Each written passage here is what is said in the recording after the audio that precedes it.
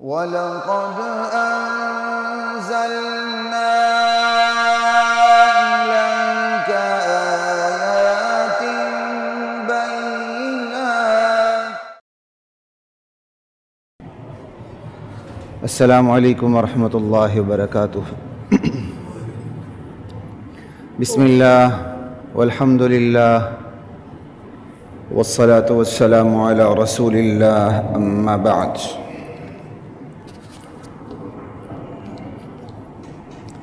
فاعوذ باللہ من الشیطان الرجیم. بسم اللہ الرحمن الرحیم. وما أصابكم من مصيبة فبما كسبت أيديكم ويعفو عن كثير وما أنتم بمعجزين في الأرض وما لكم من دون الله من ولي ولا نصير.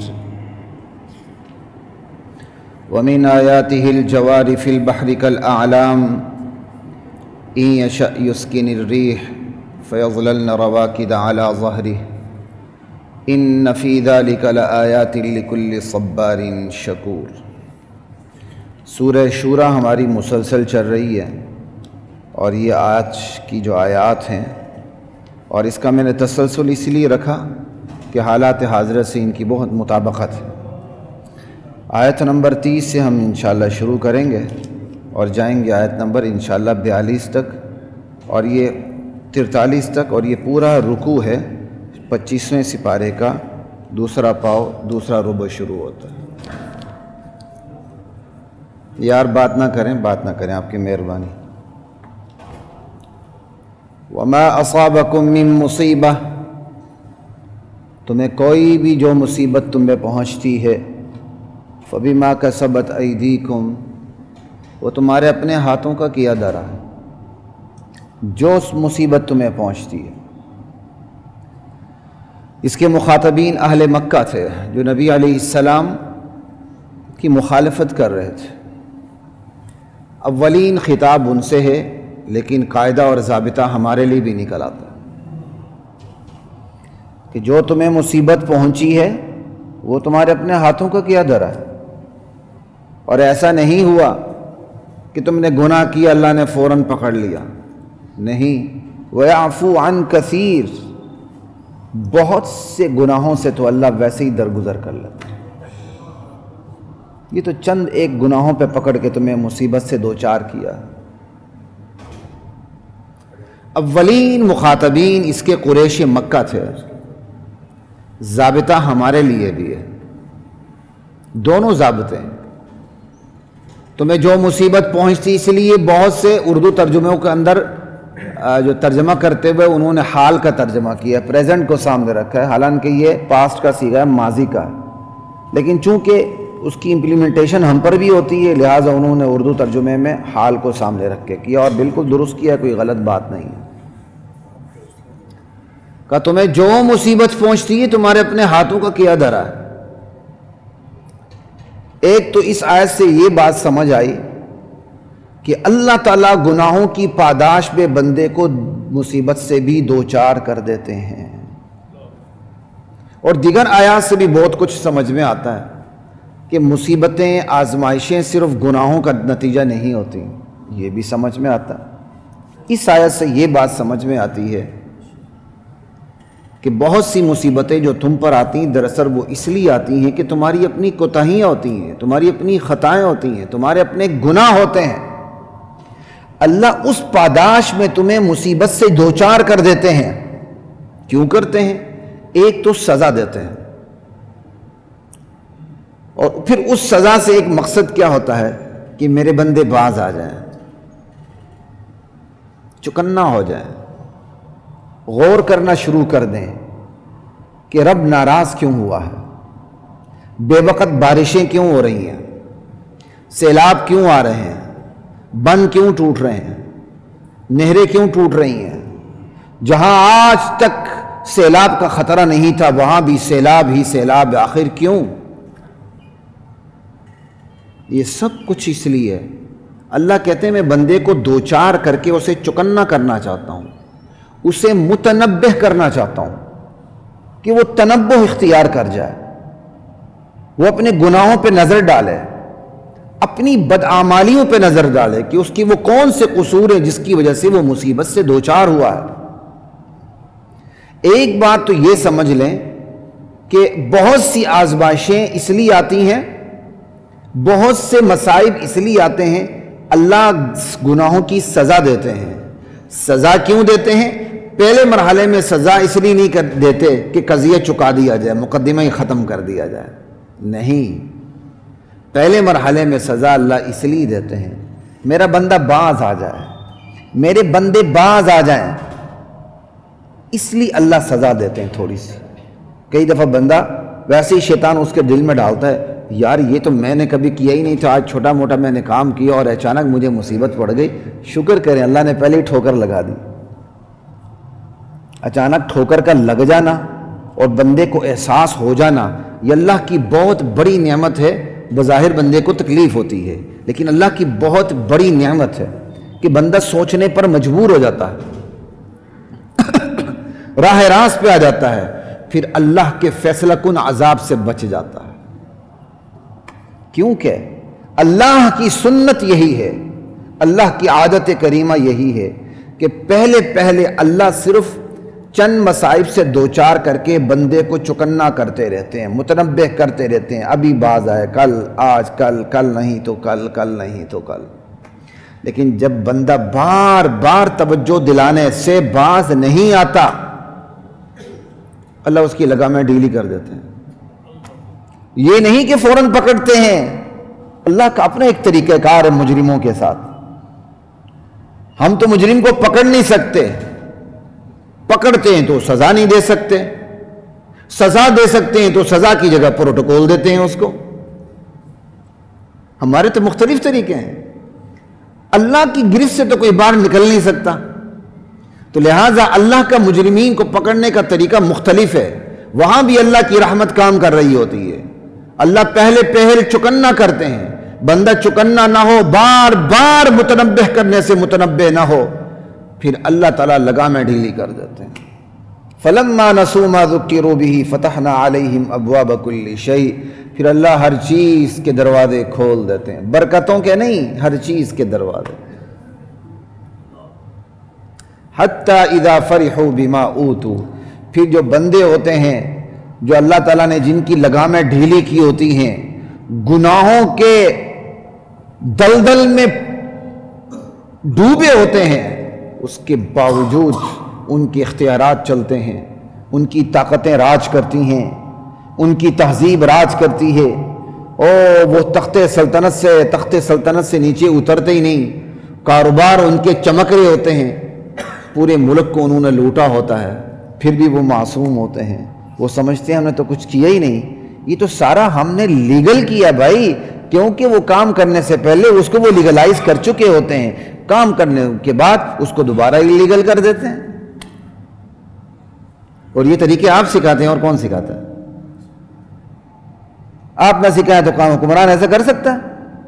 قانون دان سکھاتے ہیں نا یہ طریقے۔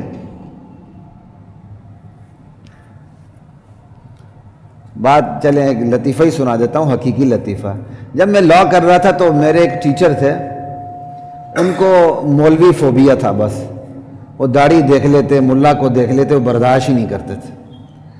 مجھے کلاس میں دیکھ کر وہ ان کی طبیعت خراب ہو جاتی تھی، اور انہوں نے کوئی نہ کوئی جگت لگا دینی، ایسے یہ وہ۔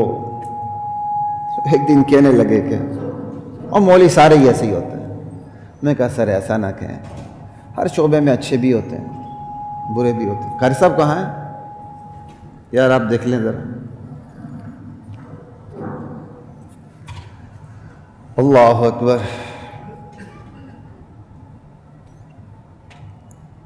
آواز کم کرنا مقصد نہیں، لیکن ٹھیک ہے آپ نے صحیح کیا۔ ہاں، ہر شعبے میں اچھے بھی ہوتے ہیں، برے بھی ہوتے ہیں، لیکن وہ نہیں سارے ہی ایسے ہوتے ہیں۔ تو پھر اب جوابی حملہ کرنا ضروری تھا۔ میں کہا سر اس معاشرے میں جتنے جرائم ہیں سب وکلا کی وجہ سے ہوتے ہیں۔ کہتے ہیں یہ کیسے؟ میں کہا جو جتنا بڑا جرم کرتا ہے وہ اتنا بڑا وکیل ہائر کر لیتا ہے۔ یہ وکلا باز آ جائیں، کوئی اس ملک میں ڈکیتیاں نہیں ہوں گی، بڑے بڑے جرائم نہیں ہوں گے، یہ راستے لیگل کر کے دکھاتے ہیں۔ یہ میں کہا ایک قاتل کی اگر کوئی پیروی نہ کرے تو قاتل قتل کیسے کرے؟ پھر جو مضمون تھا مجھے یاد نہیں، میں نے اس پہ ساری بات کی، تو میں کہا سر پھر وہی بات آ گئی نا، ہر شعبے میں اچھے بھی ہوتے ہیں برے بھی ہوتے ہیں۔ آپ کہتے ہیں سر برے ہیں، تو پھر جوابی حملہ یہی کہ پھر سب برے ہیں، ٹھیک ہے آ جائیں پھر میدان میں، سب برے ہیں، پھر دیکھتے ہیں کہ کون کتنا پانی میں۔ ایسا نہیں کرنا چاہیے، ہر شعبے میں اچھے بھی ہیں برے بھی ہیں۔ وکلاء میں بھی ایک بہت بڑی تعداد ایسی ہے جو غریبوں سے پیسہ نہیں لیتی اور مقدمے لڑتی ہے اور کسی کو پتہ بھی نہیں چلتا۔ وکلاء میں بہت بڑی تعداد ایسے بھی ہے، وہ پہلے اپنے ضمیر کی عدالت میں جاتے ہیں، اس کی فائل کو دیکھتے ہیں، اس کے دستاویز کو دیکھتے ہیں، ضمیر کی عدالت اجازت دے تو اس کے کیس کو لیتے ہیں، ورنہ نہیں لیتے۔ اچھے بھی بہت اچھے ہیں۔ تو خیر بات ہو رہی تھی کہ جب اللہ تعالیٰ ڈیل دے دیتے ہیں، بندہ بدمست ہو جاتا ہے، وہ سمجھتا ہے اوہو یہ تو غلغلے تنتنے دبدبے، یہ تو سدا راج کرتا رہوں گا میں۔ اللہ کہتے ہیں اخذناہم بغتۃ، پھر ہم اسے انہیں اچانک دبوچ لیتے ہیں، فاذا ہم مبلسون، مایوس ہو کے رہ جاتے ہیں۔ یوں ہم ظالم قوم کی جڑ کو کاٹ دیتے ہیں، فقطع دابر القوم الذین ظلموا۔ یہ ہے اللہ کا طریقہ کار، چکنا کرنا نہیں، لگامیں ڈھیلی کر دینا۔ لگامیں ڈھیلی کرنے کے بعد جب قوم بدمست ہو جاتی ہے، سماج بالکل بدمست ہو جاتا ہے، تو پھر اللہ اچانک عذاب سے اڑا کے رکھ دیتے ہیں۔ ایک اللہ کا طریقہ یہ۔ دوسرا جو یہ ہے کہ مصیبت جب آتی ہے اللہ کی طرف سے تو گناہوں کی پاداش میں آتی ہے، اللہ تعالیٰ خطائیں معاف کرتے ہیں، بندے کو چکنا کر دیتے ہیں، جو اس پہ بات ہو گئی۔ اور تیسری بات یہ ہے، تیسری چوتھی بات، کہ اللہ تعالیٰ مصائب سے دوچار کرتے ہیں۔ ایک بندہ اعلاء کلمت اللہ کے لیے کام کر رہا ہے، اس بنیاد پہ اگر وہ مصائب سے دوچار ہوتا ہے تو یہ اس کے گناہوں کا کفارہ نہیں ہوتا، یہ اس کی درجات کی بلندی کے لیے ہوتا ہے۔ اور یہ کام سب سے بڑا انبیاء کا تھا۔ انبیاء نے کام کیا، کیا مصائب سے دوچار نہیں ہوئے؟ ہمارے نبی وطن سے بے وطن نہیں ہوئے، لہو لہان نہیں ہوئے۔ کون سی اذیت ہے جو ہمارے نبی نے نہیں اٹھائی؟ اپنی ذات کے بارے میں اٹھائی، خانہ نبوت، اپنے اہل بیت، اپنی بیویوں کے بارے میں اٹھائی، اپنے دامادوں کے بارے میں اٹھائی، اپنے سالوں کے بارے میں اٹھائی۔ کس کے بارے میں اللہ کے نبی نے، وہ کون سا پہلو ہے جس پہلو سے اللہ کے نبی نے تکلیف نہیں اٹھائی؟ لیکن نعوذ باللہ کوئی کوتاہی تو نہیں تھی، یہ درجات کو بلند کرنے کے لیے۔ لیکن اللہ ہماری آزمائشوں سے حفاظت فرمائے، ہم اس قابل نہیں، ہمارا تو ایمان ہی داؤ پہ لگ جاتا۔ یہ تو نبیوں کا ایمان ہوتا ہے، یا نبی کے نقش قدم پہ چل کر جگرہ رکھنے والے اللہ کی توفیق سے وہ ہوتے ہیں، کٹ بھی جائیں کاٹ بھی دیے جائیں تو انہیں کوئی پرواہ نہیں ہوتی، وہ ثابت قدمی رہتی ہے۔ تو آزمائشیں چکنا کرنے کے لیے بھی ہوتی ہیں، سزا دینے کے لیے بھی ہوتی ہیں، درجات کو بلند کرنے کے لیے بھی ہوتی ہیں، اور مصیبت بطور اس طریقے سے آزمائش بھی ہوتی ہے۔ اللہ دیکھنا چاہتے ہیں یہ میرا بندہ، اب میں اس پر مصیبت اس پر کیا کہتے ہیں مصیبت سے دوچار کر رہا ہوں، یہ کرتا کیا ہے؟ صبر کرتا ہے یا بے صبرہ ہوتا ہے؟ صرف اسی مصیبت کو دیکھ کے ناشکرہ ہوتا ہے، یا اس مصیبت میں بھی میری دیگر نعمتوں کو دیکھ کے شکر گزار ہوتا ہے؟ یہ اللہ کے مختلف حکمتیں ہیں مصیبتوں سے دوچار کرنے کے۔ ہاں البتہ اتنی بات ضرور ہے، آپ کسی کو مصیبت سے دوچار دیکھیں، اس کے بارے میں اچھا گمان رکھیں، یہ اس کی درجات کی بلندی کے لیے ہوگا۔ یہ نہیں دیکھو یار فلاں بندہ اتنا برا تھا تو اس لیے مصیبت آئی، اپنے بارے میں یہ کہیں، اپنے بارے میں کوئی ایسا حسن ظن نہ رکھیں۔ مصیبت آ گئی تو بندہ اپنے بارے میں سمجھے میرے گناہ ایسے ہیں، اللہ مجھ سے ناراض ہے، بس اللہ سے رشتہ جوڑ لے۔ دوسروں کے بارے میں اچھا گمان رکھیں۔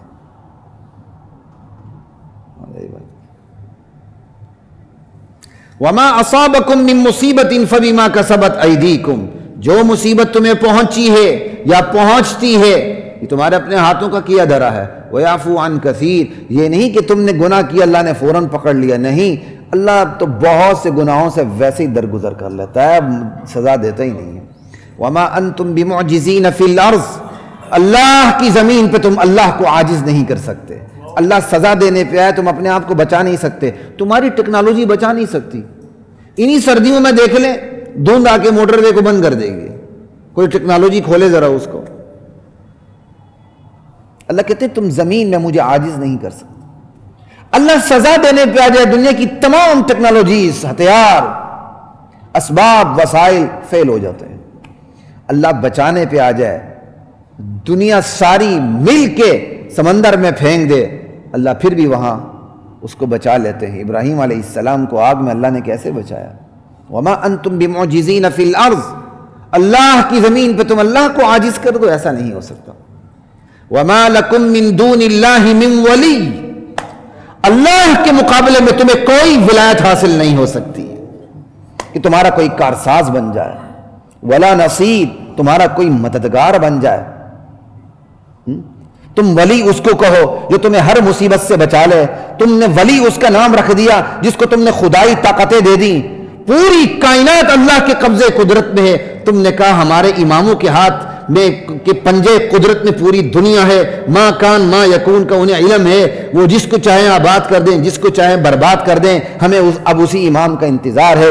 قرآن و حدیث سے متصادم نظریات اور عقائد ہیں، اور ایسا عقیدہ رکھنے سے بندہ مومن ہی نہیں رہتا، دائرہ ایمان سے باہر نکل جاتا ہے. ولی صرف ایک اللہ ہے اس معنوں میں جس معنوں میں کارساز، حامی، مددگار، بغیر اسباب کے مدد دینے والا، مدد کو کھینچنے والا. یہ صرف ایک اللہ کا کام ہے.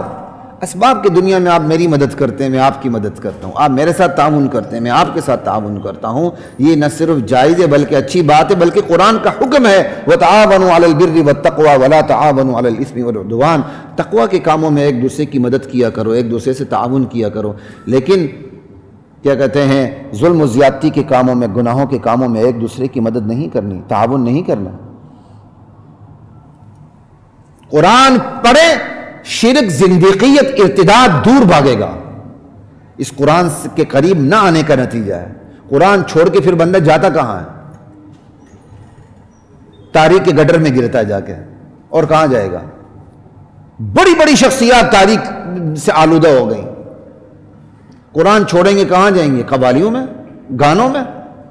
اگر آپ کا دل قرآن کی تلاوت میں نہیں لگتا پھر گانوں میں لگے گا، کیونکہ اللہ نے بندے کے اندر جمالیاتی ذوق رکھا ہوتا ہے. یہ جمالیاتی ذوق ہوتا ہے جس کی بنیاد پہ بندہ گانے سنتا ہے. اب آپ یہ نہ کہیں اللہ نے جمالیاتی ذوق رکھا ہے لہٰذا میرے لیے جائز ہوگا. وہ جمالیاتی ذوق آپ کو صحیح چیز سننے پر مجبور کر دے. سمجھ آئی؟ وہ آپ کو گانوں پہ مجبور نہ کرے. یہی وجہ ہے کہ ایک تلوار میں، ایک نیام میں دو تلواریں نہیں آ سکتی. آپ کو قرآن ترتیل کے ساتھ سننے کا شوق ہوگا نا، گانوں کا شوق ویسے ہی نکل جائے گا، قوالیوں کا شوق ویسے ہی نکل جائے گا. آپ کو قرآن سے لگاؤ ہوگا نا تو پھر تاریخ کے گن کی طرف آپ کبھی نہیں لپکیں گے. ایک نیام میں دو تلواریں نہیں آ سکتی. وَمَا لَكُم مِّن دُونِ اللَّهِ مِن وَلِيٍّ وَلَا نَصِيرٍ وَمِنْ آيَاتِهِ الْجَوَارِ فِي الْبَحْرِ كَالْأَعْلَامِ.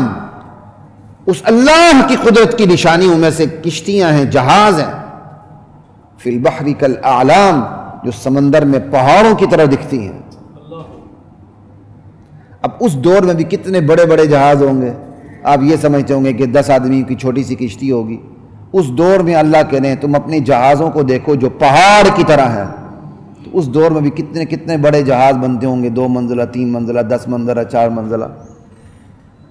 ہم سمجھتے ترقی صرف آج ہی ہے. ہم دفن ہو جائیں گے 500 سال بعد، جو آئیں گے وہ کہیں گے اس سے پہلے جاہل ہی رہتے تھے، ترقی تو آج ہے. وَمِنْ آيَاتِهِ الْجَوَارِ فِي الْبَحْرِ كَالْأَعْلَامِ. اس کی قدرت کی نشانیاں تمہیں نظر نہیں آتی؟ ان جہازوں کو دیکھ لو، پہاڑ کی طرح جہاز ہیں. مجال ادھر ادھر ہوں، سطح سمندر پہ کس طرح تیرتے ہیں. اللہ کا حکم ہو کہ بڑے دعویٰ کرنے والے تو پہلے ہی پرواز بھی ختم ہو جاتے ہیں. ٹائٹینک کو نہیں دیکھ لیا، پہلے ہی قدم پہ ڈوب گیا، کیونکہ اس کو بنانے والے نے غالباً بہت بڑا دعویٰ کیا تھا. اللہ کہتے ہیں اِن یشأ یسکن الرِّیح. یہ نہیں سمجھو تم نے جہاز بنا لیا اب تم مجھ سے بے قابو ہو گئے ہو. نہیں، وہ اللہ چاہے ہوا کو ہی روک دے، ساکن کر دے۔ فَيَظْلَلْنَ رَوَاكِدَ عَلَى ظَهْرِ، تمہارے جہاز سطح سمندر پہ رک کے کھڑے ہو جائیں، چلیں ہی نہ۔ إِنَّ فِي ذَلِكَ لَآيَاتٍ لِكُلِّ صَبَّارٍ شَكُورٍ، اس میں نشانیاں ہیں صابر اور شاکر کے لیے۔ صابر شاکر کے لیے نہیں، صبار اور شکور کے لیے۔ صبار مبالغے کا صیغہ ہے، بہت زیادہ صبر کرنے والا، جیسے علام ہے، بہت بڑا عالم، یہ مبالغے کا صیغہ ہے۔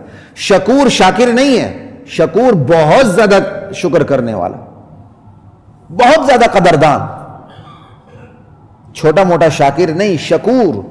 اس میں نشانیاں صبار اور شکور کے لیے ہیں۔ صبار صبر کرنے والا، مصیبت آتی ہے ایمان ڈگمگاتا نہیں ہے، ثابت قدم رہتا ہے، گناہ کی طرف نہیں جاتا، صبر عن المعصیہ، مصیبت پہ صبر کرتا ہے، صبر علی المصیبہ، اطاعت پہ جمع رہتا ہے، صبر علی الطاعہ۔ ایسے صبر کرنے والوں کے لیے اللہ کی قدرتوں میں نشانیاں موجود ہیں، انہیں اللہ کی پہچان نصیب ہوتی ہے۔ پھر جو بے صبرہ ہوتا ہے اسے کیا نشانی نصیب ہو؟ وہ تو چھوٹی سی بات پہ ہل جاتا ہے، اس کے بہت کچھ مل جائے ظالم ہو جاتا ہے، نہ مل جائے ذلیل حرکتوں پہ اتر آتا ہے۔ شکور نشانی اس کے لیے جو بہت زیادہ قدردان ہے، مل جائے اپنے کمالات پہ نظر نہیں ہوتی، خدا کے احسانات پہ نظر ہوتی ہے۔ نہ بھی لے، مصیبت سے دوچار ہو جائے، یا اللہ یہ تو ایک مصیبت آئی ہے، اس کے مقابلے میں ہزار تیری نعمتیں ہیں، میں کس کس کا شکر ادا کروں۔ اللہ پھر ایسے بندے کو اکیلا نہیں چھوڑتے۔ لا الہ الا اللہ۔ ان فی ذلک لآیات لکل صبار شکور او یوبقہن بما کسبوا۔ عربی کلام کا اپنا ایک اسلوب ہے، کلام چل رہا ہوتا ہے اور درمیان میں چند اور جملے آ جاتے ہیں، اور لیکن جو بعد والا کلام ہوتا ہے دو جملے درمیان میں چھوڑ کے پہلے کے ساتھ جا کے کنیکٹڈ ہو جاتا ہے، یہ وہی ہے۔ یہ ان یشأ یسکن الریح سے ملا ہوا ہے۔ اللہ چاہے تو ہواؤں کو ساکن کر دے، تمہارے جہاز سطح سمندر پہ کھڑے کے کھڑے رہ جائیں۔ اب اس جملے سے یہ اگلی بات ملی ہوئی ہے، او یوبقہن، اللہ اگر چاہے ان جہازوں کو تباہ و برباد کر دے، نابود کر دے، غرق کر دے، بما کسبوا، لوگوں کی کرتوتوں کی وجہ سے، جو اس میں سوار ہیں ان کی کرتوتوں کی وجہ سے اللہ تعالیٰ انہیں غرق کر دے۔ نازک ترین سفر پہ بندہ سوار ہوتا ہے، لیکن یقین جانے ہم بھی اسی کے اندر شامل ہیں۔ یہ نہیں کہ کوئی ہم بات کرتے ہیں تو ہم فرشتے ہیں، اور جہاز میں بیٹھے ہوئے بھی لوگ اتنے بے فکر ہوتے ہیں، اتنے بے پردہ ہوتے ہیں، اتنے حیاسوز لباس کے اندر ہوتے ہیں، کوئی انہیں پرواہ نہیں ہوتی۔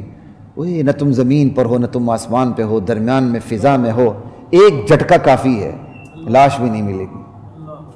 لیکن وہاں بھی ایسے بے فکر ہو کے سفر کرتے ہیں نا مسافر، اللہ اکبر، حیرت کی انتہا ہو جاتی ہے، خدا کی قسم حیرت کی انتہا ہو جاتی ہے۔ پھر پاکستانی جہاز، اس پہ تو سفر کرنا، تو سفر کرنے والا بہت بڑا بہادر ہے، اس کو تو بہادری کی ڈگری ملنی چاہیے، یقین کریں۔ خصوصاً یہ جو چھوٹے ATR ہیں جو ہمارے علاقوں میں جاتے ہیں، خیر سکردو میں تو بڑا جہاز بھی جاتا ہے، لیکن گلگت سٹی کے اندر یہ ATR ہی جاتا ہے۔ فوکر کو گراؤنڈ کرنے کے بعد یہ ATR لائیں، جب یہ پرواز کرتا ہے تو پھر بندے کی روح پرواز کرتی ہے، یقین کریں۔ سامنے سے بادل آ رہا ہوتا ہے تو یہ ایسے ڈرتا ہے جیسے شیر کو دیکھ کے ہرن ڈرتا، ایسے ہچکولے کھاتا، پھر ایسے ہی کیا کہتے ہیں موڑ موڑتا ہے جیسے گلی کے کنٹوٹے گلی کے اندر 70 کو موڑتے ہیں، پتہ چل جاتا ہے وہاں، پھر اللہ یاد آتا ہے۔ لیکن اس میں بھی بے فکر ہو کے بیٹھے ہوتے ہیں لوگ، ایسی ایسی حرکتیں کر رہے ہوتے ہیں۔ جہاز کے سفر میں اللہ کہتے ہیں اگر اللہ چاہے تو تمہیں یہیں ہلاک کر کے رکھ دے، تمہیں غرق کر دے، تمہاری لاش بھی نہ ملے۔ اللہ سے تعلق جوڑنے والے ہمیشہ چکنا رہتے ہیں۔ ٹھیک ہے زمین پر ہم بھی بہت بڑے گناہگار ہیں، لیکن جب تم فضا میں چلے جاتے ہو، خدا کے لیے تھوڑی دیر کے لیے تو نیک بن جاؤ۔ چلو اللہ سے وعدے شادے کر لو، یا اللہ آئندہ نہیں کریں گے، توبہ. دل کے اندر تو شیطان ہوتا ہے، باہر نکل کے ہم نے وہی کام کرنا ہے. لیکن چلو زبان سے تو بندہ کچھ نہ کچھ تسبیح پڑھ لینا، کچھ نہ کچھ کہہ دے. وَيَعْفُ عَنْ كَثِيرٍ، اور اگر اللہ چاہے بہتوں کو معاف کر دے، ان کی کشتی، گناہگاروں کی کشتی چلتی رہے، اللہ غرق ہی نہ کرے، سزا بعد میں دے. یہ تو اللہ کی مرضی ہے، کس کو سزا اسی وقت دیتا ہے، کس کو بعد میں دیتا ہے. اللہ کی عدالت کو دنیا کا کوئی حکمران مجبور نہیں کر سکتا. دنیا کی عدالتوں کو حکمران مجبور کرتا ہے، اللہ کی عدالت کو دنیا کی کوئی طاقت مجبور نہیں کر سکتی. مجرم کو سزا دے نہ دے اپنے وقت میں دے، کون ہے اس سے پوچھنے والا. او یوبقہن بما کسبوا ویعفو عن کثیر ویعلم الذین یجادلون فی آیاتنا. اللہ اکبر. اللہ چاہے تو ہلاک کر دے اعمال کی بدولت، تاکہ ایک تو ان کو سزا ملے، اللہ انتقام لے، اور پھر وہ لوگ جو پیچھے ہیں، رہ گئے، ابھی انہیں سزا نہیں ملی اور اللہ کی آیات میں جھگڑے کرتے ہیں، انہیں اچھی طرح یقین ہو جائے کہ جب اللہ کا عذاب آتا ہے تو پھر کوئی چھٹکارا نہیں ملتا. وَيَعْلَمَ الَّذِينَ يُجَادِلُونَ فِي آيَاتِنَا مَا لَهُم مِّن مَّحِيصٍ. ایک تفسیر تو اس کی یہ ہو گئی. دوسری تفسیر اسی سے ملتی جلتی، کوئی فرق نہیں، وہ یہی ہے کہ اللہ ان سے انتقام لے اور انہیں اچھی طرح پتہ چل جائے کہ اب چھٹکارے کی کوئی صورت نہیں. انہی کو پتہ چل جائے جن سے اللہ انتقام لے رہا ہے. لیکن زیادہ بہتر تفسیر یہی ہے کہ اس کو بعد والوں کے لیے رکھ دیا جائے. ایک تو اللہ ان کو سزا دے، اللہ کی مرضی، اور جو بعد میں اللہ کی آیات میں جھگڑے کرنے والے بچے ہوئے ہیں ان کو بھی اچھی طرح یقین ہو جائے، عبرت پکڑنے کی کوشش کریں. جب اللہ کا عذاب ہوتا ہے تو پھر چھٹکارے کی کوئی صورت نہیں ہوتی. فما اوتیتم من شیء فمتاع الحیات الدنیا. یہ بندہ اللہ سے اپنا رشتہ کمزور کیوں کرتا، اللہ سے اپنا ناطہ کیوں توڑتا ہے؟ صرف دنیا کی وجہ سے، صرف دنیا کی وجہ سے. آپ دیکھیں بہت سے امیر غریب ہو جاتے ہیں تو بے دین ہو جاتے ہیں، بہت سے غریب امیر ہوتے ہیں تو بے دین ہو جاتے ہیں. یہ غربت و عمارت اللہ کا امتحان ہے. یہ نہیں کہ غریب امیر ہو جائے تو بڑا شکر گزار ہوگا، ضروری نہیں، ہوتے ہیں. یہ نہیں کہ امیر غریب ہو جائے تو چکندہ ہو جائے، بس جنید بغدادی بن جائے، نہیں، ہوتے ہیں. لیکن ایسا بھی ہوتا ہے بہت سے امیر غریب بن کے بے دین ہو جاتے ہیں، بہت سے غریب امیر بن کے بے دین ہو جاتے ہیں. یہ دنیا اللہ کا امتحان ہے، دینا بھی امتحان، لینا بھی امتحان، دے کے چھیننا بھی امتحان. فما اوتیتم من شیء، یہی دنیا ہے جس کی وجہ سے بندہ اللہ سے اپنے رشتے کو کمزور کرتا. جن کو دوست بدلنے کی عادت ہوتی ہے نا، وہ ایک اچھا دوست بنا لیتے ہیں، بنانے کے بعد اس کو سیڑھی بنا لیتے ہیں، سیڑھی بنانے کے بعد اس سے اگلے دوست پہ قدم رکھتے ہیں جہاں اس کے مفادات وابستہ ہوتا ہے. یہ تو ہم مشاہدہ کرتے رہتے ہیں دنیا میں، زبان نہ کھلے تو ایک الگ بات ہے. اس سے اگلے پہ قدم رکھتے ہیں، اس کے شانے پر، ٹھیک. پھر ایسا دو نہیں، ان کے پیچھے بھی آنکھیں ہوتی ہیں، دیکھتے رہتے ہیں. اس سے آگے انہوں نے اب کہاں چھلانگ لگانی. یہی ان کی تجارت ہوتی، یہی ان کا کاروبار ہوتا، یہی ان کی زندگی کا وتیرہ ہوتا، صرف دنیا. بہت سے لوگوں کو دوست رکھنے کی بھی عادت ہوتی ہے، دوست بدلنے کی بھی عادت ہوتی ہے. یہ مل گیا، اچھا یار اس سے زیادہ مفادات تو اس سے وابستہ ہیں، چلو اب اس سے تعلق بنا لیتے ہیں. تو درمیان میں دنیا ہی ہے نا. اب اللہ اسی کو نشانہ بنا رہے ہیں. جو کچھ تمہیں دیا گیا ہے یہ صرف متاع دنیا ہے، یہ اس زندگی کا چند روزہ سامان ہے بس. فمتاع الحیات الدنیا، جس کو کوئی بقا نہیں ہے، آئی گئی. وما عند اللہ خیر وابقا، جو نعمتیں، جو اجر اللہ کے ہاں ہے وہ باقی تر بھی ہے، بہتر بھی ہے. سمجھائی؟ پائندہ تر بھی ہے، باقی تر بھی ہے، بہتر بھی ہے. خیر وابقا، اسے تو زوال ہی نہیں ہے. تو لالچ تو ان نعمتوں کی ہونی چاہیے، نہ کہ وہ نعمتیں جو فانی ہیں.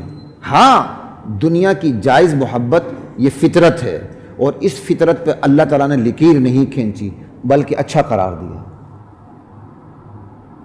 یہ ہے متاعن حسنا۔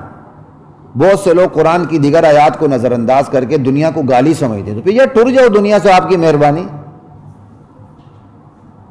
دنیا کو غلط استعمال کرنا غلط ہے، دنیا کو صحیح طور پہ استعمال کرنا یہ تو آخرت بناتی ہے، اس کو متاعن حسنا کا ہے، اچھی متاع ہے۔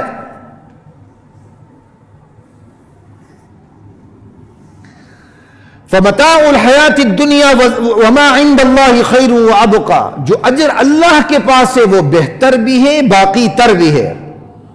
لیکن جو اجر اللہ کے پاس ہے وہ کس کے لیے؟ کہ وہ ہر ایک کے لیے نہیں ہے، دنیا ہر ایک کے لیے ہے۔ دنیا میں نعمتیں کافر کو بھی ملتی ہیں، دنیا میں اجر کافر کو بھی ملتا ہے، مومن کو بھی ملتا ہے، لیکن آخرت کی نعمتیں اس کا اجر للذین آمنوا، صرف ایمان والوں کے لیے۔ وَعَلَىٰ رَبِّهِمْ يَتَوَكَّلُونَ، ان لوگوں کے لیے جو ایمان لا کے اللہ پہ توکل کرتے ہیں۔ یہ کوئی توکل چھوٹی چیز نہیں ہے۔ ہم کہتے ہیں ایمان لا ایمان لا، توکل نام کی شے ہمارے اندر نہیں ہوتی۔ توکل کیا ہے؟ اللہ کی ذات پہ بھروسہ، وہ دے اس کی مرضی، وہ نہ دے اس کی مرضی، وہ دے رہا ہے اس کا دینا حکمت پر مبنی، وہ نہیں دے رہا اس کا نہ دینا حکمت پر مبنی، وہ دے کے چھین چکا ہے پھر بھی یہ اس کی حکمت ہے۔ توکل کیا ہے؟ اسباب، جائز اسباب اپنانے کے بعد اس کے نتیجے کو اللہ پہ چھوڑ دینا، بس یہ توکل ہے۔ تو ایمان لانے والوں کے بارے میں کہا اجر ان کے لیے جو صرف ایمان نہیں لاتے، ایمان لا کے توکل کرتے ہیں، اسباب اپنانے ہیں۔ ہمارے ہاں ایک بندہ دین پہ آتا نہیں، آتا ہے نا تو سب کچھ چھوڑ دیتا ہے، وہ مسجد کا ہو کے رہ جاتا ہے، نکلتا ہی نہیں باہر۔ ارے تیرے بیوی بچے ہیں، اہل و عیال ہیں، نان و نفقہ تمہاری ذمہ داری ہے۔ وہ کہتا نہیں میں نے پوری زندگی بس حرام کیا کہتے ہیں ساعتوں میں گزاری ہے، اب بس میں نیک بن کے رہنا چاہتا ہوں، وہ مسجد سے ہی نہیں نکلتا۔ ایسے لوگ ہوتے ہیں۔ نان و نفقہ کہ اللہ جانے، غلط ہے۔ اسباب، غلط اسباب اپنانا بھی حرام، اسباب اپنا کے اللہ پہ بھروسہ نہ کرنا بھی حرام، اور اسباب نہ اپنا کے بیٹھے رہنا یہ بھی ناجائز۔ اسباب اپنانے ہیں، جائز اسباب اپنا کے رزلٹ اللہ پہ چھوڑ دیں، اللہ جو نتیجہ دیں گے وہ تقدیر ہے آپ کی، بس تدبیر آپ نے کرنی ہے، تدبیر کر کے بھروسہ اللہ پہ کرنا، یہ توکل ہے۔ بھروسے کے بعد جو نتیجہ برآمد ہو وہ تقدیر ہے۔ والذین یجتنبون کبائر الاثم والفواحش واذا ما غضبوا هم یغفرون، یہ اجر ان لوگوں کے لیے ہے جو کبیرہ گناہوں سے اپنے آپ کو بچا کے رکھتے ہیں۔ یہ پہلے میں آپ کو بتا چکا ہوں، اولین مخاطبین تو قریش مکہ تھے، اس کے قرآن ان کے سامنے اترا ہے۔ اب اللہ تعالیٰ کہہ رہے ہیں یہ جو تمہیں دنیا میں دیا گیا اس کی تو کوئی حیثیت ہی نہیں ہے، یہ تو بطور امتحان ہے اور متاع دنیا ہے، فانی ہے، باقی نہیں ہے۔ اجر اللہ کے پاس ہے، کس کو ملنا ہے؟ ان کو ملنا ہے۔ تو لامل ایسی صفات والے موجود ہوں گے تو ان کی نشاندہی کی گئی ہے۔ تو اس آیت کے اولین مصداق اصحاب رسول اللہ صلی اللہ علیہ وسلم ہیں امتیوں کے اندر، ورنہ نبی تو اولین مصداق۔ قرآن بڑا پڑا ہے اصحاب رسول کی تعریف سے، اور آج اس سوشل میڈیا کی نحوست ہے، کوئی بات نہیں، کفر کب تک خیر منائے گا؟ پہلے کفر کتابوں میں تھا تو اب سوشل میڈیا پہ آ چکا، کوئی بات نہیں۔ تکلیف تو ہمیں ہوتی ہے لیکن اس میں بھی اللہ کی حکمت پوشیدہ ہے، کیونکہ کل تک کفر بک کے بھی وہ اپنے آپ کو چھپاتے تھے، ہمارے پڑھے لکھے بھی کہتے تھے نہیں نہیں نہیں یہ مولوی ویسے ہی کفر کے فتوے لگاتے ہیں۔ اب ہمیں کہنے کی ضرورت ہی نہیں، سوشل میڈیا بھرا پڑا، کس طرح ابو بکر پہ فتوے لگ رہے ہیں، کس طرح عمر فاروق پہ فتوے لگ رہے ہیں، کس طرح اصحاب رسول پہ فتوے لگ رہے ہیں، پھر بھی ماشاءاللہ مسلمان ہیں۔ اور برملا کہہ رہے ہیں کہ جی کون سے اصحاب؟ صحابہ تو منافق بھی تھے، کون سے اصحاب بتائیں تو صحیح۔ انا للہ و انا الیہ، باقاعدہ یہ کہتے ہیں، چکمہ ڈالتے ہیں۔ لا الہ الا اللہ واللہ اکبر. کون سے اصحاب؟ یہ اصحاب. یہ سنیں جو اللہ دے کہہ رہا ہے. بھرا پڑا قرآن. اگر نبی اپنے صحابہ کو تیار نہیں کر سکا اور نبی کی وفات کے بعد صحابہ ایمان سے پھر گئے تو پھر کسی اور کے ساتھیوں پہ کیا بھروسہ؟ پھر تو قرآن گیا، حدیث گئی، ایمان گیا، سب کی چھٹی ہو گئی. یہ قرآن تو انہی صحابہ سے پہنچا ہے میرے اور آپ کے پاس. انہی صحابہ نے اس کو قلمی صورت میں مرتب کر کے میرے اور آپ تک پہنچایا. انہی صحابہ کے سینوں سے ٹریول کرتے ہوئے یہ میرے اور آپ تک پہنچا ہے. ان سے اعتبار ختم، خدا کی قسم پھر قرآن سے اعتبار ختم. یہی وجہ ہے جنہوں نے صحابہ سے اپنا اعتبار ختم کیا، خدا کی قسم انہوں نے قرآن سے اپنا اعتبار ختم کیا.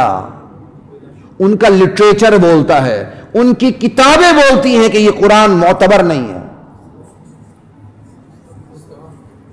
اس لیے ہوش کے ناخن لیں، اپنے ایمان کو بچائیں فتنوں سے. فتنوں سے بچنے کے لیے فتنوں سے آگہی ضروری ہے.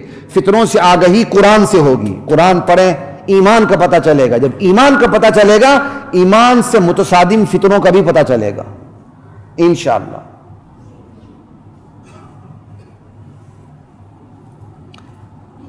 والذین یجتنبون کبائر الاثم والفواحش.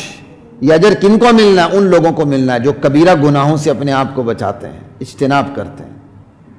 چوری، قتل، ڈکیتی، فساد فی الارض، بے امنی، والفواحش، اور فحش کاموں سے اپنے آپ کو بچاتے ہیں. زنا، بدکاری، لواطت، بے حیائی، ننگا پن، لباس میں بھی، طور طریقوں میں بھی، چال ڈھال میں بھی، گفتگو میں بھی. آج ادائیں بکتی ہیں، ادائیں بکتی ہیں، یہ شکل بکتی ہے، یہ لہجہ بکتا ہے. شاید آپ کو مجھ سے زیادہ پتہ ہوگا جو یہ مشہوریاں آپ ٹی وی میں دیکھتے ہیں، اس میں چہرہ اور ہوتا ہے، آواز اور ہوتی ہے. بہت سے ساتھیوں کو یہاں پتہ نہیں ہوگا. یہ نہ سمجھیں کہ کوئی مشہوری لے کر آتی ہے یا آتا ہے تو آواز بھی اس کی ہوگی. یہ دنیا اتنی ترقی کر چکی ہے، ہر چیز کو وہ الگ الگ لے رہی ہے. کسی کا چہرہ اچھا ہے، چاہے وہ جتنا ہی بدنما کیوں نہ ہو، فوٹوجینک ہے، میڈیا پہ کیمرہ اس کو اچھا دکھاتا تو اس کو لاتے ہیں. اب اس کی آواز اچھی نہیں، اس کی آواز کسی اور کی ڈب کر دیتے ہیں، ملا دیتے ہیں، وہ ایک مشہوری بن کے سامنے آ جاتی ہے. پھر ہمارے لوگ اسے حورعین سمجھ کے اس کے پیچھے پڑ جاتے ہیں. شیطان کے تو اپنے کیا کہتے ہیں حملے ہیں نا، شیطان کے اپنے حملے. لہجے بکتے ہیں، ادائیں بکتی ہیں، صورت بکتی ہے، لباس بکتے ہیں، ننگا پن بکتا ہے، بے حیائی بکتی ہے. سوشل میڈیا میں کوئی چیز اس طرح وائرل نہیں ہوتی جس طرح ننگا پن اور حیاسوز ادائیں وائرل ہوتی ہیں. آپ اچھی سے اچھی بات کو سوشل میڈیا پہ لے آئیں، آپ کو مغز ماری کرنی پڑتی ہے کہ یار یہ اچھی بات کس طرح لوگوں تک پہنچے. لیکن اگر وہ ایک اچھی بات کسی بڑے چینل کے تھرو آئے گی، آرام سے بیٹھے رہو، لاکھوں میں چلی جاتی ہے. کیوں؟ اس اچھی بات کے ساتھ اس میڈیا کا ٹیگ لگا ہوا ہے. یہ تو ہم آئے روز مشاہدہ کرتے ہیں. اور اب ہمارے نوجوان، پہلے تو نوجوان بچیوں کی فکر تھی، خدا کی قسم اب فکر نوجوان لڑکوں کی ہے، ٹین ایجر لڑکوں کی، 7 سال 8 سال 10 سال 12 سال. اور معذرت کے ساتھ KPK کے لڑکے زیادہ ملوث ہیں اس میں، کسی کو اچھا لگے برا لگے، کیونکہ چمڑی گوری ہے. وہ چمڑی گوری کے ساتھ 10 12 سال کے لڑکے ٹک ٹاک پہ آئے ہوئے ہیں، ادائیں دکھا رہے ہیں. لوگ دیکھتے ہیں، وہ کس طرح، کون سی نظر سے دیکھتے ہیں، کس نظر سے دیکھتے ہیں. اسی طرح جن کی چمڑی گوریاں فلموں میں ہیں وہ بھی اپنی ادائیں بیچتی ہیں، عزتیں بک رہی ہیں، سب کچھ لوٹ سیل ہے. کیوں؟ میرا جسم میری مرضی. اللہ نے جو خوبی جس کو دی ہے، چاہے وہ حسن کی خوبی ہو، چاہے وہ بہادری کی خوبی ہو، چاہے وہ تعلیم کی خوبی ہو، اگر اس کا صحیح استعمال نہیں ہوا اس کا غلط استعمال ہو کے رہے گا. یا اللہ نے آپ کو چہرہ دیا ہے، اگر اس کا صحیح استعمال نہیں ہوا اس کا غلط استعمال ہوگا. اللہ نے آپ کو اچھی آواز دی ہے، اگر اس کا صحیح استعمال نہیں ہوگا تو اس کا غلط استعمال ہوگا۔ اللہ نے آپ کو ایک اچھی باڈی لینگویج دی ہے، اگر اس کا صحیح استعمال نہیں ہوا تو آپ اداکار، فنکار، پتہ نہیں کیا کیا کار بن کے بیڑا غرق کریں گے، اس کا غلط استعمال ہوگا۔ اللہ نے آپ کو بہادری سے نوازا ہے، آپ شجاع ہیں، شجاعت بھری پڑی ہے، اس کا صحیح استعمال نہیں ہوگا تو اس کا غلط استعمال ہوگا۔ اس لیے جن قوموں کے پاس جو خوبیاں ہیں وہ اپنی خوبیوں کے بارے میں زیادہ چکنا ہو جائے۔ اللہ نے آپ کو تعلیم دی ہے، آپ کو ذہانت دی ہے، آپ کو دماغ دیا ہے، اگر اس کا استعمال صحیح نہیں ہوگا تو غلط استعمال ہوگا۔ اللہ نے آپ کو طاقت دی ہے، اگر آپ اپنی طاقت کا صحیح استعمال نہیں کریں گے اس کا غلط استعمال ہوگا، آپ گلی کے کنٹوٹے بنیں گے، محلے کے بدماش بنیں گے۔ اللہ نے آپ کو اختیارات سے نوازا ہے، آپ نے اپنے اختیار سے درست کام نہیں کیے تو آپ اپنے اختیارات کا غلط استعمال کر کے رہیں گے، کیونکہ اپنے اختیارات کو استعمال کرنا بندے کی فطرت ہے۔ اگر یہ فطرت صحیح طریقے سے چلے تو چلتی ہے، اور اگر صحیح طریقے سے نہ چلے، فل سٹاپ آ جائے، پھر یہ غلط طریقے کی طرف نکل جاتی ہے۔ جو خوبیاں جس معاشرے کو، جس گھرانے کو، جس فرد کو اللہ نے دی ہیں، ان خوبیوں کے بارے میں اس کو زیادہ چکنا ہونے کی ضرورت ہے۔ مجھ میں سے، آپ میں سے کوئی ذہین ہے، کوئی خوبصورت ہے، کوئی بہادر ہے، کوئی سخی ہے، اس کی تمام خوبیاں اللہ کی امانت ہیں، وہ ان امانتوں کے بارے میں اس کو چکنا ہونے کی ضرورت ہے۔ وہ چکنا نہیں ہوگا، اس کی سخاوت بھی غلط خرچ ہوگی۔ وہ پیسہ خرچ کرنے کا عادی ہے، اگر اس نے صحیح جگہ پیسہ خرچ نہیں کیا پھر غلط جگہ پیسہ خرچ ہوگا، خسروں کی ویل پہ، شادی کی رسومات پہ، پتہ نہیں کہاں کہاں اس کا پیسہ برباد ہوگا، اور اس کے لیے جہنم کا الاؤ بنتا جائے گا، جہنم کا ایندھن اس کے لیے تیار ہوگا۔ لا الہ الا اللہ۔ اس لیے خدا کے لیے اپنے بچوں کو روکیں، وہ آ کے میڈیا کے اوپر آ کے قہر نہ ڈائیں، کہتے ہیں یہ آپ کو کیا، میری مرضی۔ تمہاری مرضی تمہاری حدود تک ہے، جہاں میرے ایمان کا مسئلہ بنتا ہے وہاں تمہاری مرضی ختم ہو جاتی ہے۔ تمہیں کس نے کہا تم مجھے اپنی ادائیں دکھاؤ، ننگا لباس پہنو، مختصر لباس پہنو، اور میرے ایمان کو تم امتحان میں ڈالو؟ لا الہ الا اللہ۔ یہ اجر ان کو ملے گا جو فحاشی سے بچتے ہیں۔ فحاشی صرف زنا نہیں ہے، تمام زنا کے اسباب فحاشی ہیں۔ اگر ایک مرد ہے، اس کی اداؤں میں خسرہ پن ہے یا اس کی اداؤں میں زنانہ پن ہے، اگر آپ ماں باپ ہیں تو اس کو روکیں، اس کو ٹھیک کریں۔ ایک لڑکا ہے اور اس کے لباس کے اندر زنانہ پن ہے، مردانہ پن نہیں ہے، ماں باپ کی ذمہ داری ہے اس کو سیدھا کریں اپنی اولاد کو۔ اور آج ماں باپ اس سلسلے میں سب سے زیادہ غافل ہیں، بلکہ کئی ماں باپ تو اپنے خوبصورت بچوں کو لے کر ٹک ٹاک پہ ہیں، ماشاءاللہ۔ شرم آنی چاہیے۔ اس میڈیا نے جنازہ نکال دیا ہماری غیرت کا، جو اندر تھوڑی بہت چھپی ہوئی تھی نا چیز، یار بندہ بڑا غیرت مند ہے، وہ ساری دیوسی نکل کے باہر آ گئی ہے۔ پتہ چل جاتا ہے کتنا بندہ دیوس ہے، جو اپنی بیٹیوں کو بیچ رہا ہے اور بیٹوں کو بیچ رہا ہے۔ پہلے فکر کرتے تھے بیٹوں کی، بیٹیوں کی فکر پڑ گئی اب بیٹوں کی۔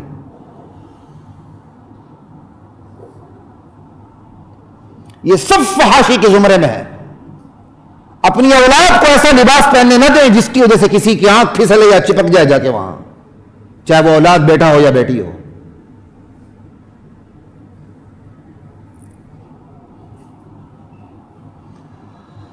وَإِذَا مَا غَضِبُوا هُمْ يَغْفِرُونَ، اور یہ اجر انہیں ملے گا جب وہ غضبناک ہوتے ہیں، کوئی انہیں ناراض کرتا ہے، وہ غضبناک ہوتے ہیں، جٹ سے معاف بھی کر دیتے ہیں۔ سمجھ آئی؟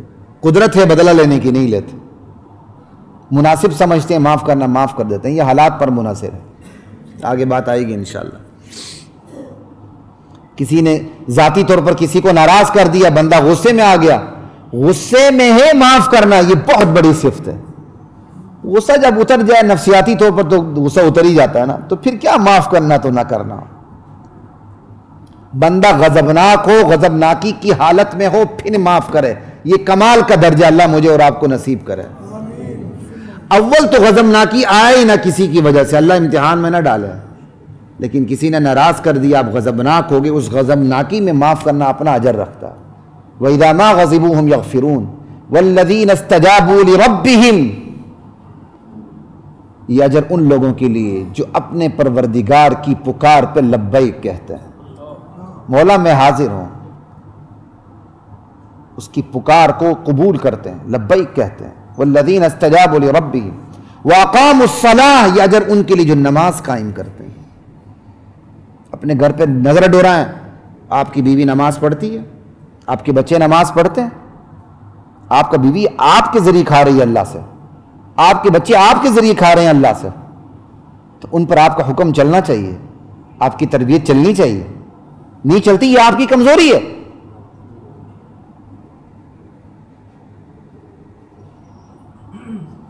وَأَمْرُهُمْ شُورَىٰ بَيْنَهُمْ، یہ اجر ان لوگوں کے لیے ہے جن کے معاملات باہمی مشوروں سے طے ہوتے ہیں.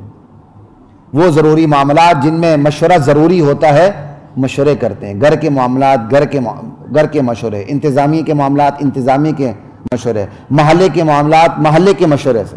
وَأَمْرُهُمْ شُورَىٰ بَيْنَهُمْ وَمِمَّا رَزَقْنَاهُمْ يُنْفِقُونَ، یہ اجر ان لوگوں کے لیے ہے کہ جو ہم نے رزق دیا ہوتا ہے اس میں سے وہ خرچ کرتے ہیں، اس میں سے وہ خرچ کرتے ہیں. اللہ کا دین ہے، کوئی کام کرے گا اور کوئی کام کرنے والوں کے لیے پشتیبان ہوگا، خرچ کرے گا، نہیں پکڑا جائے گا. اللہ کے دین پہ خرچ کر کے اللہ پہ احسان مت ڈالیں. وَمِمَّا رَزَقْنَاهُمْ يُنْفِقُونَ، اور ایک جگہ اللہ کہتے ہیں وَأَنفِقُوا فِي سَبِيلِ اللَّهِ وَلَا تُلْقُوا بِأَيْدِيكُمْ إِلَى التَّهْلُكَةِ، اللہ کے راستے میں خرچ کرو، اپنے ہاتھوں ہلاکت میں نہ پڑو. کیا مطلب؟ خرچ نہ کرنا اللہ کے راستے میں، یہ کیا ہے؟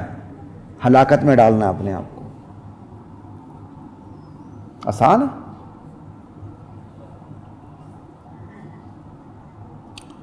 ذَلِكُمْ مَا عَلَّمَنِي رَبِّي وَالَّذِينَ إِذَا أَصَابَهُمُ الْبَغْيُ هُمْ يَنْتَصِرُونَ، یہ اجر انہیں ملے گا جب ان پر ظلم ہوتا ہے تو پھر وہ بدلہ بھی لیتے ہیں. کتنا اعتدال ہے اسلامی تعلیمات میں. جب ان پر ظلم ہوتا ہے تو پھر بدلہ بھی لیتے ہیں، انتقام بھی لیتے ہیں. ایک کے ظلم ہوا معاف کرنا، اور ایک کے ظلم ہوا تو بدلہ لینا. سمجھ آئی؟ دونوں چیزیں ہیں. اب یہاں موقع نہیں، صرف اختصار کے ساتھ بتاتا ہوں. حالات کو دیکھنا پڑتا ہے کہ جس نے مجھ پر ظلم کیا ہے وہ شرمندہ ہے، معاف کر دیں. یہ معاف کر دینا بہتر ہے، لیکن اللہ نے آپ کو اختیار دیا. اس نے ظلم کیا تو ظلم جتنا ظلم اس پہ کر لیں. ظلم جتنا ظلم، یہ مشابہت ہے، ورنہ اتنا ظلم نہیں ہوگا، بدلہ ہوگا. جس نے تھپڑ مار دیا تھپڑ، گونسا مار دیے گونسا، اس سے زیادہ نہیں. لیکن اس کے لیے بھی ضروری ہے کہ وہ کام گناہ کا نہ ہو. کسی نے کسی کے بیٹے کو قتل کر دیا تو مقتول کا والد اٹھ کے اس کی بیٹے کو قتل نہ کرے، یہ ظلم ہے. جو قاتل ہے وہی ہوگا. قبائلی علاقوں میں اس طرح چلتا ہے، کوئی کسی کے بیٹے کو قتل کر دے تو وہ اس کے بجائے اس کے بیٹے کے پیچھے پڑ جاتا. کوئی کسی کے اہم ترین فرد کو قتل کر لے، وہ اس برادری کا جو سر کا بندہ ہوتا ہے وہ اس کے پیچھے پڑ جاتا ہے جو بے گناہ ہوتا ہے. یہ بدترین عادت ہے ہمارے قبائل کے اندر، اللہ بچائے. بدلہ لیتے ہوئے ظلم نہیں کرنا، بدلہ لینے کی اجازت ہے. حالات، ایک شخص نے ظلم کیا، اب وہ بیچارہ شرمندہ ہے، آپ اس سے بدلہ بھی لے سکتے ہیں جتنا اس نے کیا، لیکن وہ کام گناہ والا نہ ہو، شرط یہ ہے. اور آپ معاف بھی کر سکتے ہیں. ہاں، ایک بندہ ظلم کر رہا ہے اور آگے سے وہ پوری ڈٹائی کر رہا ہے، اسے معاف نہ کریں، اسے معاف نہ کریں، وہ پھر اگلے پہ ظلم کرے گا. یہ ہے اسلام کے اندر اعتدال. کہ اہل ایمان، ان کے اندر بے ضرورت خاکساری بھی نہیں ہوتی اور تکبر بھی نہیں ہوتا. جہاں تکبر نہیں ہوتا وہاں بے ضرورت خاکساری بھی نہیں ہوتی ہے. سر اتنا نیچے کر لینا چاہیے، بندہ مومن ہے، اس کو جتنے مرضی تھپڑ مارو یہ آگے سے بولے گا ہی نہیں. غلط بات ہے. اہل ایمان ظالموں اور جابروں کے لیے کوئی نرم چارہ نہیں ہوتے. اس کو پتہ چلنا چاہیے کہ میں اس کے سامنے آؤں گا پھر دو مجھے بھی لگیں گے. دونوں چیزیں حالات کو دیکھتے ہوئے معاف کرنا بہتر ہے، معاف کر دیں ورنہ بدلہ لے سکتے ہیں. اور اگر معاف نہ کرنا بہتر ہے، بالکل معاف نہ کریں. ایک بندہ ظلم بھی کر رہا ہے اور ڈٹائی سے سینہ تان کے سامنے آ رہا ہے تو اس کا پورا علاج ہونا چاہیے، تیری ایسی کی تیسی. یہ ہے اسلام. وَجَزَاءُ سَيِّئَةٍ سَيِّئَةٌ مِثْلُهَا، برائی کا بدلہ اتنا ہی ہے جتنا اس نے زیادتی کی ہے، بس اس سے زیادہ نہیں ہے. آنکھ کے بدلے میں آنکھ پھوڑی جائے گی، دونوں آنکھیں نہیں پھوڑی جائیں گی. فَمَنْ عَفَا وَأَصْلَحَ فَأَجْرُهُ عَلَى اللَّهِ، ہاں جو معاف کرے اور صلح کر لے تو یہ کوئی چھوٹی بات نہیں ہے، اس کا اجر پھر اللہ دے گا. إِنَّهُ لَا يُحِبُّ الظَّالِمِينَ، لیکن یاد رکھنا اللہ ظالموں کو پسند نہیں کرتا. بدلہ لیتے ہوئے حد سے بڑھنا نہیں ہے. ایک نے ایک کو قتل کر دیا تو آپ نے بدلے میں قتل کرتے ہوئے اس کے ناک، کان، ہاتھ، پاؤں کاٹ کے رکھ دیے، یہ ظلم ہے، اللہ برداشت نہیں کرتا. وَلَمَنِ انتَصَرَ بَعْدَ ظُلْمِهِ، جو ظلم کے بعد اپنا بدلہ لیتا ہے، فَأُولَٰئِكَ مَا عَلَيْهِم مِّن سَبِيلٍ، ایسے لوگوں پر کوئی الزام نہیں جو ظلم کے بعد اپنا بدلہ لیتے ہیں. إِنَّمَا السَّبِيلُ عَلَى الَّذِينَ يَظْلِمُونَ النَّاسَ، الزام تو ان لوگوں پر ہے جو ظلم کی ابتدا کرتے ہیں لوگوں پر. وَيَبْغُونَ فِي الْأَرْضِ بِغَيْرِ الْحَقِّ، اور زمین میں ناحق سرکشی کرتے ہیں. أُولَٰئِكَ لَهُمْ عَذَابٌ أَلِيمٌ، ایسے ہی لوگوں کے لیے دردناک عذاب ہے اللہ کے. وَلَمَنْ صَبَرَ وَغَفَرَ، البتہ وہ لوگ جو صبر کرتے ہیں، وَغَفَرَ معاف کر دیتے ہیں. إِنَّ ذَلِكَ لَمِنْ عَزْمِ الْأُمُورِ، ان کا اجر اللہ کے پاس ہے، کیونکہ یہ بہت ہمت کے کاموں میں سے. دیکھیں اللہ نے پھر 2 دفعہ اس کا ذکر کر دیا. اوپر کہا بدلہ لے سکتے ہو، کو جو معاف کر دے اس کا اجر اللہ پر ہے. آخر میں پھر کہہ دیا جو صبر کرے معاف کرے تو یہ ہمت کے کاموں میں سے ہے. تو یہاں سے یہ بات ثابت ہو گئی، بدلہ لینا جائز، معاف کرنا بہتر، لیکن اس شخص کے حق میں معاف کرنا بہتر جو شرمندہ ہو جائے اور جس کا ظلم بڑھتا چلا جائے اور آپ کے معاف کرنے سے وہ گلی کا کنٹوٹا بن جائے تو اس کو معاف نہیں کرنا. سمجھ آئی بات کی؟ یہ سورۃ الشورى کی آیات تھی. اللہ کی ذات مجھے اور آپ کو ہم سب کو عمل کی توفیق عطا فرمائے. وَلَقَدْ أَنزَلْنَا